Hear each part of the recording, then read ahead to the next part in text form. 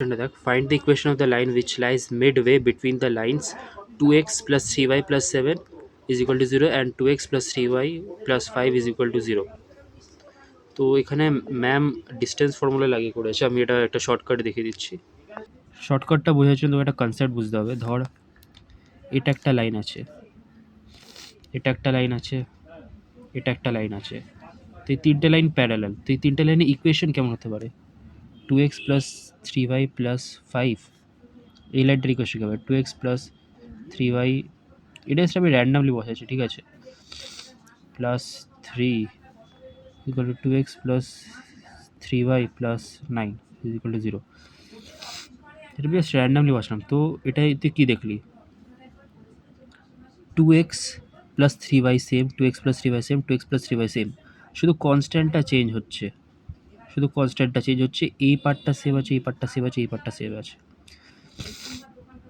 এরকম কেন? কারণ এই সবকটা লাইনেরই স্লোপ সেম হয়, ঠিক আছে? এ y is equal to M x plus c, এখানে যদি ওয়াই ইজ ইকুয়াল টু, ছাড় এইসব বুঝতে হবে না তোকে, জাস্ট বুঝে নেয়। যদি দুটো লাইন এরকম পরপর থাকে তো 2x প্লাস 3y এটা সেম হবে, শুধু কনস্ট্যান্টটা আলাদা হবে। এটাও 2x plus 3y plus C2, এটা তো C1, তো 2x plus 3y plus C3।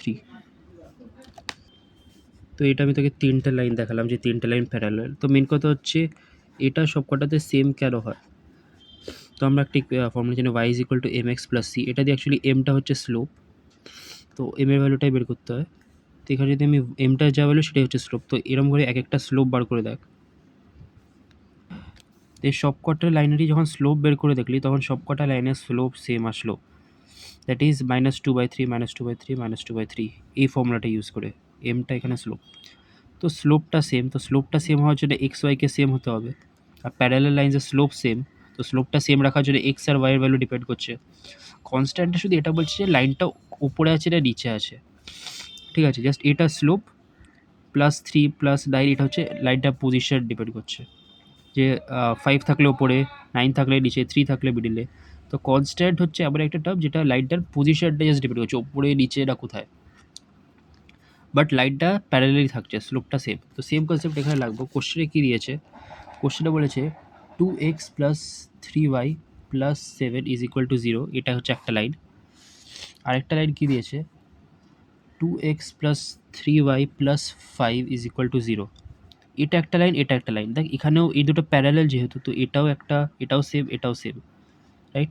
তো বলছে এই দুটোর মিডলে, মানে এই ডিস্টেন্সটা যেটা, এই ডিস্টেন্স যদি এক্স হয় তাহলে এই ডিস্টেন্সটাও হচ্ছে এক্স, ঠিক আছে? তো এই লাইনটির ইকুয়েশন কী হবে? 2x plus 3y plus C, C দিয়ে নিচ্ছে কারণ কনস্ট্যান্টটা এটা, বাট এটা জানি যে এটা সেম হবে কারণ এটা প্যারালাল, এই তিনটেই প্যারালাল লাইন, তো এটা সেম হবে। তো 2x plus 3y plus C, শুধু কনস্ট্যান্টটা যাই না।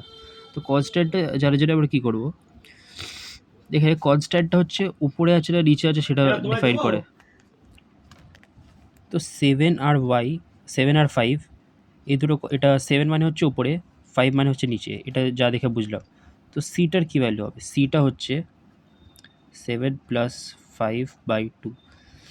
সিটা জাস্ট এটার অ্যাভারেজ হবে, মিডিল টার্ম, মানে হচ্ছে এই ডিস্টেন্সটা ইকুয়াল, এই ডিস্টেন্সটা ইকুয়াল। ম্যাম ডিস্টেন্স ফর্মুলা লাগিয়ে করেছে, আমি বলছি জাস্ট অ্যাভারেজটা নিয়ে নে।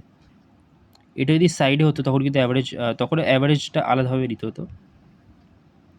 ধর এই লাইনটা উপরে আসতো, ঠিক আছে? তখন এই লাইনটা ধর উপরে 2x plus 3y plus C, এই লাইনটা উপরে, তখন সি আর 5 সি আর 5, that is C plus 5/2 is equal to 7 আসতো।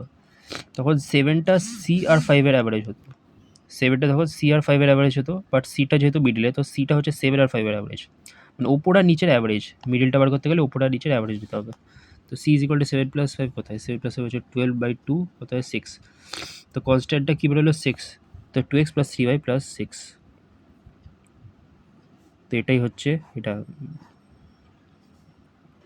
তো এখানে ম্যামেরও ঠিক সেম অ্যান্সারই বেরিয়েছে, 2x plus 3y plus 6। Just ma'am এখানে ডিস্টেন্স উপরে গিয়ে সব ডিস্টেন্স ফর্মুলা লাগিয়েছে, ডিস্টেন্স ফ্রম দিস পয়েন্ট ওইসব বের করে করেছে। তো ওরমভাবে করা যায়।